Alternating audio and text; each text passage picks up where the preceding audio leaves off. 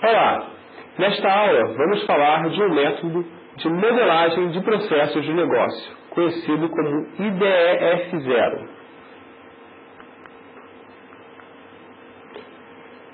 Vamos começar com uma introdução, contando até um pouco da história do método. Vamos explicar a semântica, ou seja, o significado do método. Vamos dizer como fazer os diagramas, a sintaxe que deve ser seguida. E, finalmente, explicar a criação de um modelo IDF0 completo. IDF0 é uma sigla que possui vários significados, que foi mudando ao longo da história. Atualmente, pode ser Integration Definition Language 0 ou Integration Method for Function Modeling 0. Ele é uma versão simplificada de um método bastante antigo chamado SADT. Vamos ver então a introdução. O IDF0 é uma forma de representar sistemas e empresas por meio de uma rede de atividades interconectadas. Esses modelos representam funções desse sistema, ou seja, funções executadas pela empresa, relacionamentos entre essas funções e os dados que suportam a integração do sistema. Esse é o diagrama IDF0 típico. Você não precisa nem ler o diagrama nesse momento. Você precisa apenas tomar consciência das partes que compõem o diagrama. Ao longo da aula, nós vamos entender cada uma dessas partes. Originalmente, a criação do IDF0 tentou seguir alguns princípios. Primeiro, o método deveria permitir uma representação precisa da área do problema. Segundo, ele devia ter uma estrutura top-down, modular e hierárquica. Isso significa que os problemas ou as soluções deveriam poder ser tratados de forma mais geral até a forma mais específica, se detalhando sucessivamente a solução ou o problema. O modelo deveria separar claramente o que deve ser feito do como deve ser feito. O IDF0 é uma linguagem para explicar o que deve ser feito. Existem outras linguagens da mesma família que explicam como deve ser feito. Ele deve representar simultaneamente objetos e ações, coisas e acontecimentos, funções e dados. O modelo deve ser gráfico e deve ser resultado de um esforço disciplinado e coordenado de um trabalho de equipe. Ou seja, uma equipe pode se reunir e seguir uma metodologia para construir os diagramas que compõem um kit IDF0. Além disso, tudo que puder ser escrito sobre esse tema deve poder ser também representado em diagramas. Na definição formal, que vem de um documento chamado IFIPS 183, o modelo IDF0 é composto por uma série hierárquica de diagramas, ou seja, existe alguém superior na hierarquia, e módulos inferiores, e depois diagramas inferiores e assim por diante, que apresentam gradativamente um nível maior de detalhe, ou seja, cada vez que nós vamos descendo na hierarquia, o nível de detalhe fica maior, descrevendo funções e suas interfaces no contexto de um sistema. Esse sistema pode ser uma organização. Novamente, um exemplo onde nós temos agora, podemos ver que nós temos caixas que representam as funções e setas que representam os dados. E, além disso, várias anotações que nos permitem colocar informações adicionais no diagrama.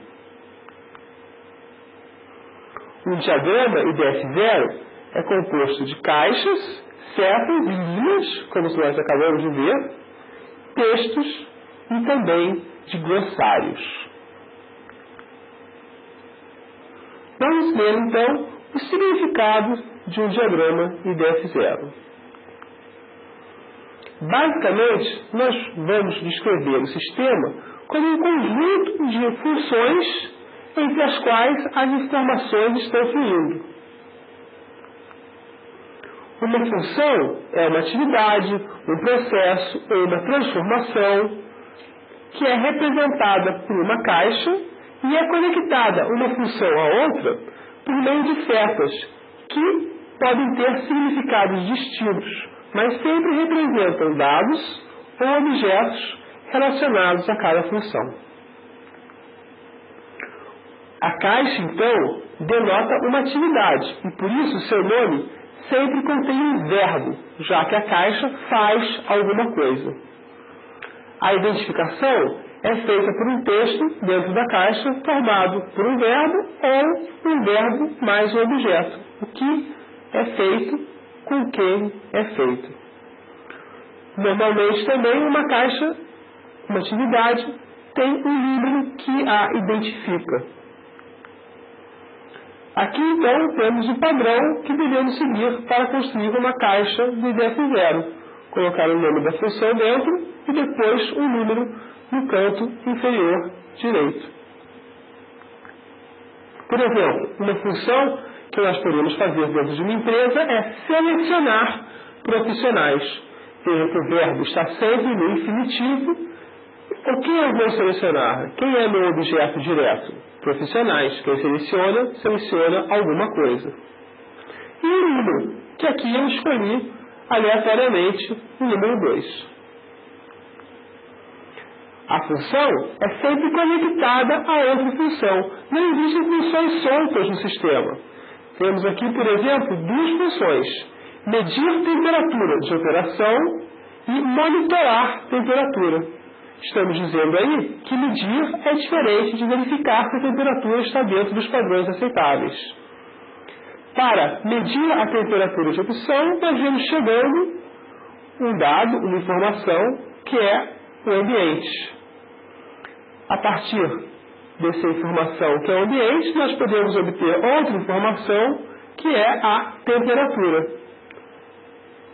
Usando a tolerância como padrão, nós podemos, em monitorar temperatura, enviar ou não alarmes.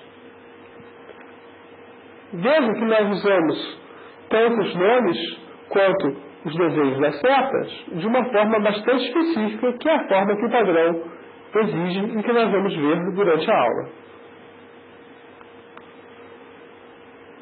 Esse pequeno desenho, esse rabisco, não tem tradução para português a não ser rabisco. É um squiggle em inglês e serve para nós ligarmos o nome da seta à seta quando não for claro qual o nome identifica qual seta. A função de cada uma das setas é dada pelo seu posicionamento ao redor da caixa da atividade. Veja que as setas não podem entrar ou sair de qualquer lugar. Elas têm que entrar e sair de um lugar específico da caixa de acordo com o seu significado. Começamos por cima. Um controle sempre entra por cima da caixa. Daqui a pouco veremos o que significa um controle. Uma entrada sempre entra pelo lado esquerdo da caixa. Uma saída sempre sai pelo lado direito da caixa. Outro termo que usamos é mecanismo, e eles sempre entram por baixo da caixa.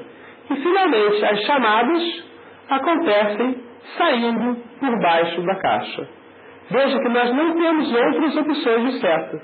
Apenas estas setas podem ser usadas entrando e saindo dessas posições. Nesse diagrama, também apresentamos uma notação alternativa para a caixa, colocando uma letrinha. Eu não gosto muito dessa notação, mas vocês vão encontrá-las em algum documento. ICON. O que significa isso? ICON é o termo utilizado para o uso das setas. Vem do inglês input, entrada, control, controle, output, saída e mecanismo. Entrada, controle, saída e mecanismo. As entradas, ou seja, as setas que entram pela direita, são dados ou objetos que são necessariamente transformados ou consumidos para produzir as saídas do processo. Entradas típicas são informações processadas, como pedidos ou ordens de serviço, ou ainda objetos processados, normalmente uma matéria-prima, como papel e uma gráfica. Os controles, setas entrando por cima, são condições necessárias para produzir a saída correta, podendo ou não ser transformados na saída. Controles também são restrições na operação dos processos. Toda atividade deve ter um controle. Controles típicos são catálogos, regras e regulamentos, leis, qualquer coisa que sirva também como entrada, a menos de objetos. Então fica uma dúvida de controle com entrada. Se qualquer coisa que seja uma informação e sirva como entrada serve como controle, como escolher? Bom, um controle é obrigatório em toda a função. As entradas podem aparecer ou não. Um controle não precisa ser transformado. A entrada deve ser transformada ou consumida. O controle é sempre uma informação. A entrada é uma informação ou objeto. E o padrão te dá ainda mais uma regra. Se você está em dúvida, então é controle. As saídas, as setas saindo pela esquerda, apresentam os resultados do processo. O artefato, o objeto que você construiu naquela atividade, ou a informação criada ou transformada pelo processo. Ou ainda, algo que sobrou, algo que você rejeitou.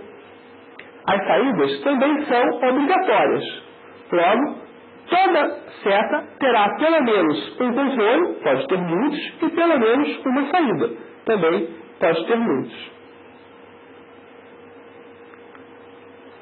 Saídas típicas. Produtos da empresa, fatura, nota fiscal, informações de preço, lixo. Os mecanismos ou recursos, as setas que entram por baixo, são os meios necessários para a realização da função, mas esses meios não são construídos. Pode ser um profissional, pode ser um equipamento específico. Vejamos. Mecanismos típicos. Equipamentos de produção, como uma prensa ou um torno. Claro, existe um certo consumo da prensa durante o seu uso, mas esse consumo não deve ser tratado a esse nível. A prensa é como se fosse um objeto perene para o IDF 0. Equipamentos de processamento de informação, computador, telefone, rádio, que você precisa usar em seu sistema.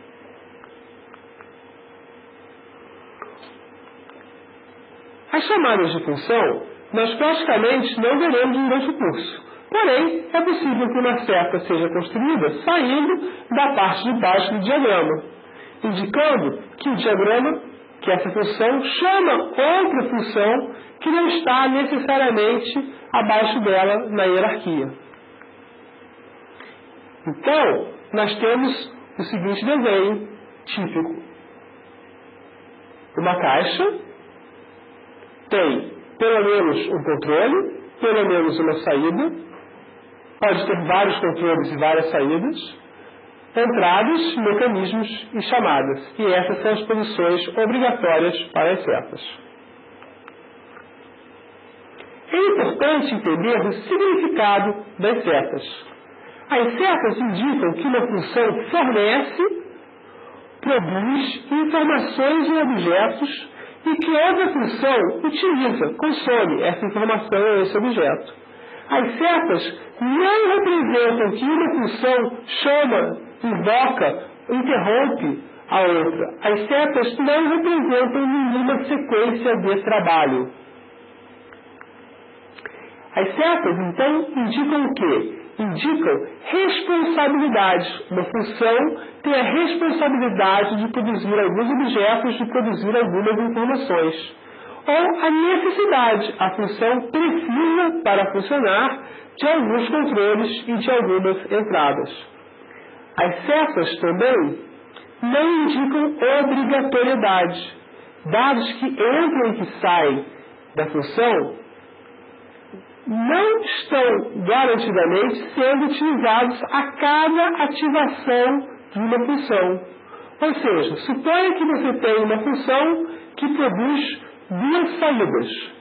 Pode ser que, quando ela for executada uma vez, só uma daquelas saídas seja produzida. Não há problema nenhum e também não há uma forma específica de indicar isso no diagrama IDF0.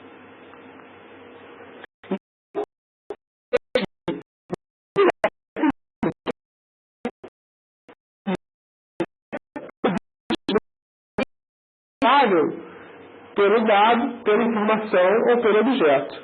E a função que recebe a seta, ela usa, ela consome, ela consulta aquele dado, aquela informação, aquele objeto. Vamos ver então de novo o nosso exemplo simples do termômetro. Nós temos duas funções, medir temperaturas de operação e monitorar temperatura. Quem funciona primeiro? Medir chama monitorar ou monitorar chama medir? Não há como saber em um diagrama IDF0. O que podemos então saber olhando para esse diagrama? Sabemos que medir observa o ambiente. Medir fornece a temperatura. Monitorar usa a temperatura. Monitorar é controlado pela tolerância. E monitorar emite o alarme. Nada nos diz que ele sempre emite o alarme ou nem quando emite o alarme. Mas existem ainda outros mistérios.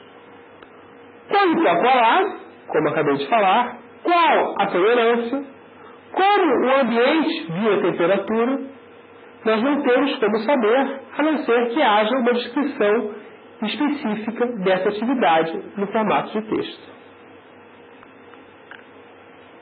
Logo, para saber mais sobre uma função, nós temos duas opções. Ou escrevemos um texto, ou fazemos um diagrama mais detalhado da função. Além disso, é importante manter um dicionário de dados explicando cada uma das setas. Para fazer um diagrama mais detalhado de uma função, nós explodimos a função. É o termo que se usa na área. Uma função, então, descrita em uma caixa, pode ser explicada de duas formas, um texto ou outro diagrama IDF0, fazendo a nossa hierarquia de diagramas. Explodir a caixa significa criar uma representação mais detalhada da função. Ao explodir, é importante que nós conservemos as setas, ou seja, toda informação que entra, todo objeto que entra, toda informação ou objeto que sai, tem que continuar entrando e saindo em nosso diagrama detalhado. Não se cria ou destrói setas entre uma função e o diagrama que a descreve. Vamos ver então uma explosão. Este é um diagrama de contexto. É um diagrama que representa todo o sistema como uma só função. Ele sempre será construído. E ele sempre terá que ser explodido, porque ele explica muito pouco do funcionamento do sistema. A explosão do diagrama de contexto é o diagrama A0. Veja que eu estou dizendo que aquela função original, que representava o sistema todo, fica representada agora por três funções que se comunicam de maneiras específicas. A explosão, então, se dá pegando aquela caixa e criando um novo diagrama que representa detalhadamente o funcionamento da caixa. A explosão conserva as setas. Nós temos uma seta de controle, 3 setas de entrada, 3 setas de saída e 3 setas de mecanismo. Vamos ver então como escrever um diagrama IDF0. Tudo começa com um formulário padrão que nós somos obrigados a usar dentro desse método. Muitos métodos falam para nós apenas dos desenhos, mas esse método também descreve, formaliza onde o desenho deve ser feito, e é numa página padrão desse tipo. Essa página tem vários espaços, vamos ver aqui quais são. No canto superior esquerdo, um espaço de pouca importância, que é anotado, coloca ali as iniciais de quem usa o diagrama.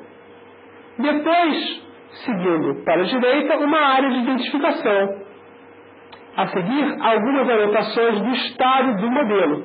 Ou seja, se ele é um modelo rascunho, se ele é um modelo publicado, se ele é um modelo não mais usado.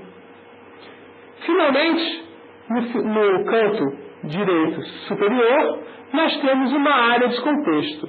Vocês vão ver isso acontecer durante a aula. Nessa área nós colocamos um desenho simplificado do diagrama superior, anotando que quadrinho, que função nós estamos expandindo. O principal fica no meio, é a área de desenho. Embaixo nós temos a identificação, que nós vamos ver como criar, o nome da função que está sendo descrita, o número de nó, que é na verdade outra identificação, e o número de página, que é usado apenas para encadernar um documento. Dentro de um formulário, nós temos então as fronteiras da caixa superior ao formulário. Significa que a borda de um formulário equivale à borda da caixa superior. Então, todas as setas que vêm do lado esquerdo representam entradas que vêm do exterior e entram na caixa que está sendo representada. Da mesma maneira, os controles vêm de cima, as saídas devem ir para a direita e os mecanismos devem vir de baixo. É interessante notar que em cada diagrama nós não sabemos de onde vem e para onde vão os dados. Apenas sabemos que eles vêm e vão para fora da função que está sendo descrita. Só temos alguma informação sobre isso ao ver o diagrama superior. Em relação ao contexto, ao ambiente, nós não sabemos. Esse método não trabalha com o usuário, apenas com o sistema. Vamos ver, então, algumas regras sintáticas para a construção do diagrama. Cada diagrama é identificado e chamado de um nó na forma AN, onde N é um número. Não existe diagrama B, ou C, ou D. É totalmente arbitrário isso, mas é o que está no padrão. Cada detalhamento é representado por outro diagrama, contendo atividades interligadas, permitindo então uma compreensão top-down do processo sendo descrito. E cada diagrama terá entre 3 e 6 funções. Isso também é uma regra do método, que faz com que nós criemos divisões mais adequadas para os nossos sistemas. Então, o diagrama IDF0 é construído de forma hierárquica a partir do diagrama inicial, que é chamado A-0. Também, novamente, totalmente arbitrário, apenas um padrão utilizado. O diagrama A-0 sempre contém uma única atividade, que é numerada como 0. A partir daí, são feitos detalhamentos sucessivos. A caixa 0 do diagrama A-0 é obrigatoriamente expandida e gera o diagrama A0. A partir daí, nós vamos gerar outros números. É possível ainda juntar vários trabalhos já feitos de IDF0 e juntar. Para isso, nós podemos construir um diagrama A-1. Isso é muito raro e não será tratado mais durante o curso. Vamos ver então como é feita essa numeração AN. Tudo começa no diagrama A-0. Ele contém sempre uma caixa numerada com 0. É obrigatório fazer a explosão do diagrama A-0. É feita como? Expandindo a caixa 0 para outro diagrama. Esse diagrama se chamará obrigatoriamente A0 e terá de 3 a 6 funções dentro dele. Vamos supor que tem apenas 3. Cada uma dessas funções agora pode ser expandida. Ela não será obrigatoriamente expandida. Ao expandir a caixa 1 do diagrama A0, nós criamos o diagrama A1. Ao expandir a caixa 2, criamos o diagrama A2. E ao expandir a caixa 3, nós criamos o diagrama A3. Qualquer uma dessas caixas pode ser expandidas. E o número será dado da seguinte maneira. Ao expandir a caixa 2 do diagrama A1, nós criaremos o diagrama A12, A12. Ou seja, basta ir colocando o número da caixa no final do número do diagrama anterior. Logo, se eu fosse expandir a caixa 3, criaria o diagrama A13. Um diagrama também pode ser apenas para explicação, for explanation only. Nesse caso, ele recebe uma das seguintes letras, F, T ou G. F se for um diagrama para explicação, T se for texto, ou G se for um glossário. Nesse caso, o diagrama não precisa seguir todas as regras sintáticas, ele pode conter erros. Cada revisão também de um diagrama deve ser marcada no espaço correspondente do formulário obrigatório de se usar. As caixas são retangulares com cantos arredondados. São numeradas de 1 a 6 em cada diagrama. São indicadas pelo nome do diagrama. Então, a caixa 1 do diagrama A1 se chama A1 ponto, para separar o número da caixa do número do diagrama, 1. A caixa 2 vai se chamar A1.2. Quando uma caixa é detalhada em outro diagrama, é colocada uma referência a esse diagrama abaixo do canto inferior esquerdo.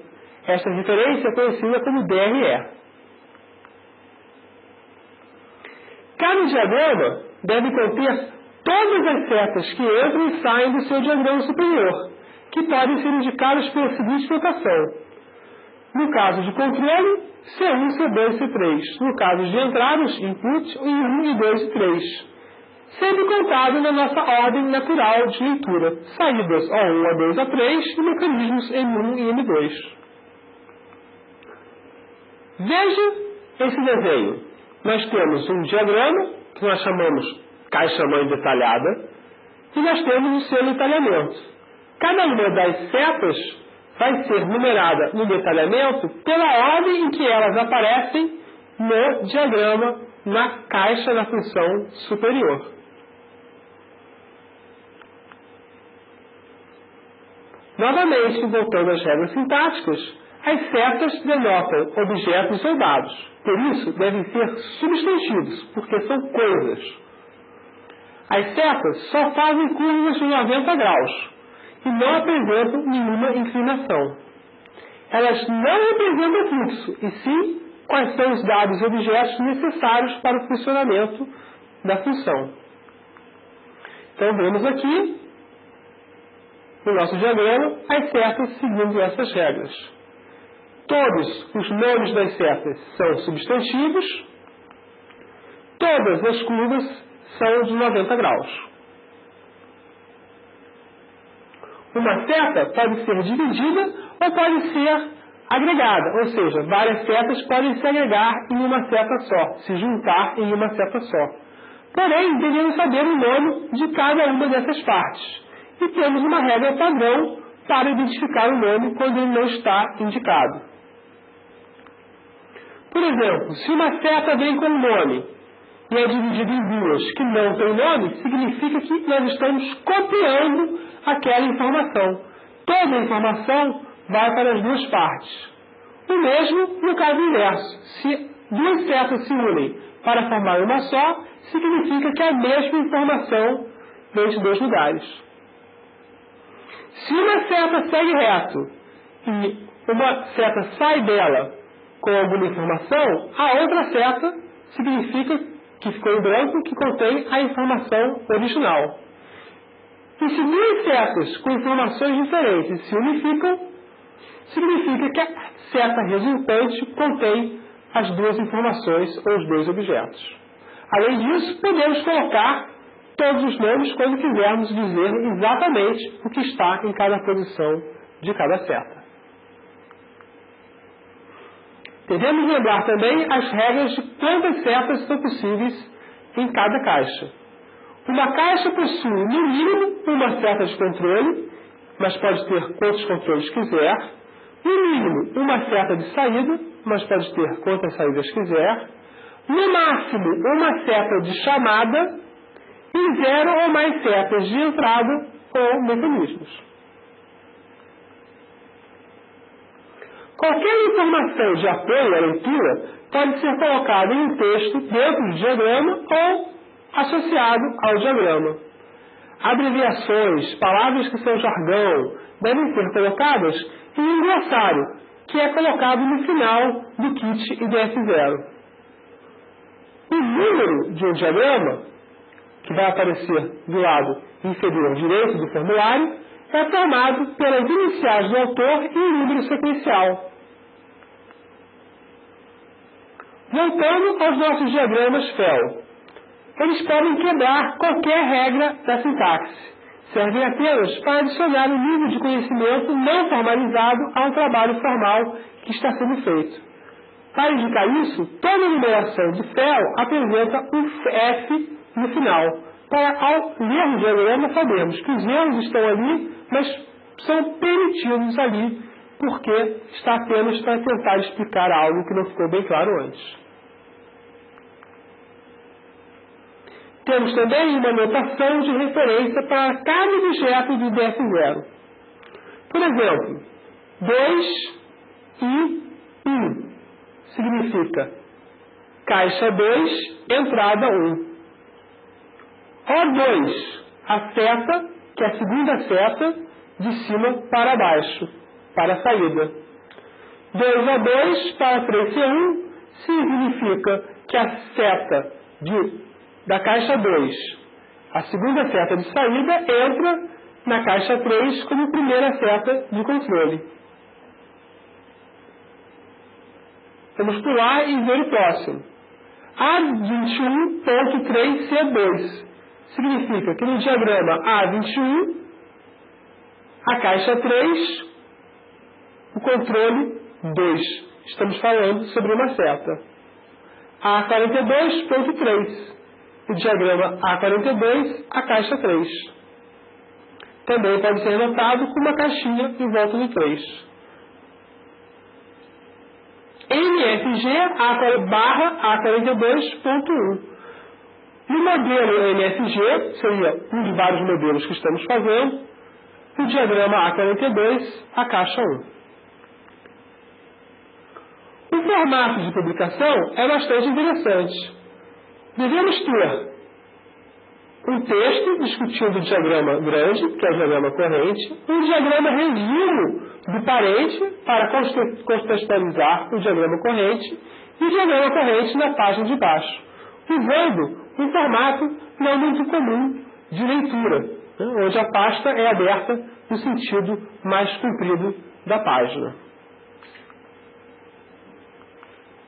Vamos ver então a construção.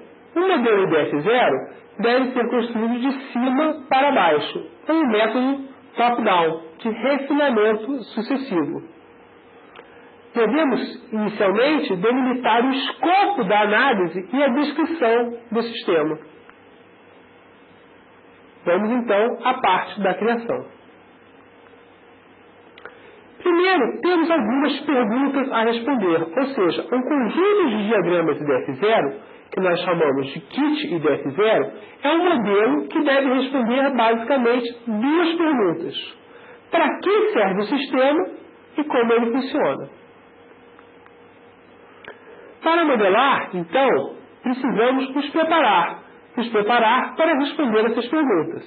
Temos, então, que definir por que estamos modelando, qual é o nosso objetivo da modelagem, que ponto de vista deve ser anotado. Ou seja, a modelagem é na visão de que pessoa, de que funcionário, de que tipo de organização.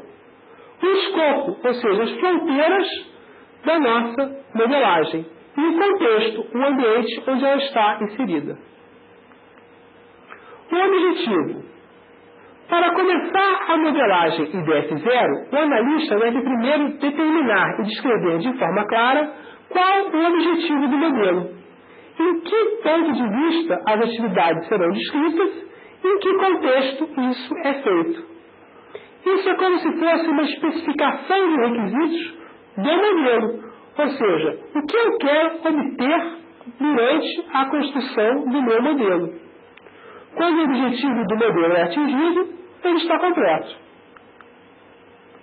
O objetivo possível, por exemplo, é identificar oportunidades para consolidar funções já existentes de forma a melhorar o desempenho da organização. Ou seja, eu quero descobrir o que está sendo feito para poder padronizar e melhorar. Na verdade, esse objetivo só tem um pouco de excesso de linguagem de negócio. É aceitável, mas está um pouco bonito demais. Podemos ser mais diretos, como em identificar as funções de uma organização, em busca de estudá-las e propor um plano de melhoria de desempenho com possível reestruturação das mesmas. Ou seja, estamos dizendo que vamos estudar o que existe e propor uma melhoria reestruturando, criando novas organizações para as funções. O ponto de vista descreve a perspectiva tomada na construção, na revisão e na leitura do modelo. Também define os limites do modelo, porque uma pessoa que tem um determinado ponto de vista não está interessado em algumas coisas que estão fora do seu interesse, da sua área de atuação. Permite, então, controlar o escopo e o nível de detalhe do sistema. O ponto de vista com o qual o modelo é construído é sempre único. Porém, as informações que nós temos vêm de vários pontos de vista, porque nós conversamos com várias pessoas para obter o modelo. Uma forma de imaginar o ponto de vista e descrever o melhor é entender o IDF0 como um manual, destinado a descrever o funcionamento de um sistema para alguma pessoa ou algum grupo no contexto daquele negócio. O escopo do modelo é dividido em duas partes.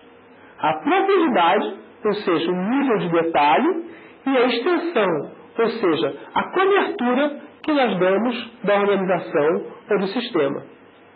A profundidade vem do objetivo e do ponto de vista. E a extensão vem do contexto e também sempre do ponto de vista. O contexto é definido em nosso diagrama A-0. Ele deve ser sempre criado no início, mesmo que nós precisemos mais tarde corrigi-lo, porque descobrimos que algo que devia estar no contexto não está. Ele define a fronteira, o que está dentro e o que está fora do sistema. Vamos ver então os passos, as regras gerais de construção. Sempre começamos, depois de definir o objetivo, ponto de vista, escopo e contexto, desenhando o nosso diagrama com a caixa inicial do diagrama A-0. E depois tentamos fazer o diagrama A0. Esse passo nos permite já definir bem graficamente qual o escopo. A partir desse ponto, sempre que for necessário expandir uma função, será criado um diagrama filho, mantendo as seguintes regras. Cada função traz algum valor agregado às suas entradas e controles, ou seja, ela muda alguma coisa naquelas setas. Ela transforma, ela cria, ela destrói. Cada função recebe um nome na forma de verbo no infinitivo mais objeto direto. Os subsistemas, as subfunções, o diagrama que explica uma função deve sempre suportar diretamente a função. Ou seja, eu não posso ter embaixo de uma função que não é para executar aquela função que está sendo descrita.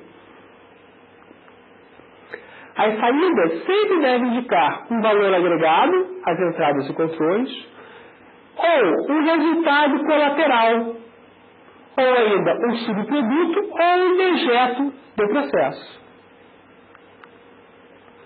Cada seta que entra ou sai de uma função tem que ser encontrada em seu diagrama de expansão. As setas podem entrar e sair de mais de uma função. As setas podem ser divididas de forma a transportar parte de uma informação para uma função e parte para outra função. Existem casos especiais onde uma seta não aparece no diagrama superior, imediatamente superior. E isso é conhecido como tunelamento, o uso de um túnel. Nós vamos ver como isso funciona. Cada seta recebe um nome ou um código, que a identifique unicamente. Os mecanismos podem ser suprimidos, se isso não afetar a compreensão do modelo ou o objetivo para o qual o modelo será usado. Só devem ser mencionados os elementos necessários para o objetivo da construção do modelo. Por exemplo, muitos modelos não se preocupam com os dejetos, porque não faz parte da necessidade do objetivo do modelo. A borda do diagrama deve ser sempre vista como a borda da atividade da função que está sendo expandida. Toda atividade é realizada verdadeiramente na folha, ou isso é, na última atividade modelada, na mais detalhada. As atividades superiores são apenas abstrações que não existem no mundo real, são compostas de outras atividades que existem e são feitas no mundo real. Vamos ver então, finalmente, os passos da construção do modelo. Primeiro, temos os passos anteriores: definir objetivo e motivação, responder às perguntas: por que o processo está sendo modelado? O que esse modelo vai mostrar? O que os leitores desse modelo poderão fazer com ele? Por exemplo, identificar as tarefas de cada funcionário da loja, entendendo como elas se relacionam em detalhe suficiente para desenvolver um manual de treinamento. Este é um bom objetivo e motivação. Desenvolver, então, as questões que o modelo deve responder a partir dessa motivação. Quais as tarefas do atendente? Quais as tarefas do arrumador? Como os produtos circulam na loja? São funções possíveis. Então, desenvolver o ponto de vista, ou seja, para quem isso está sendo criado.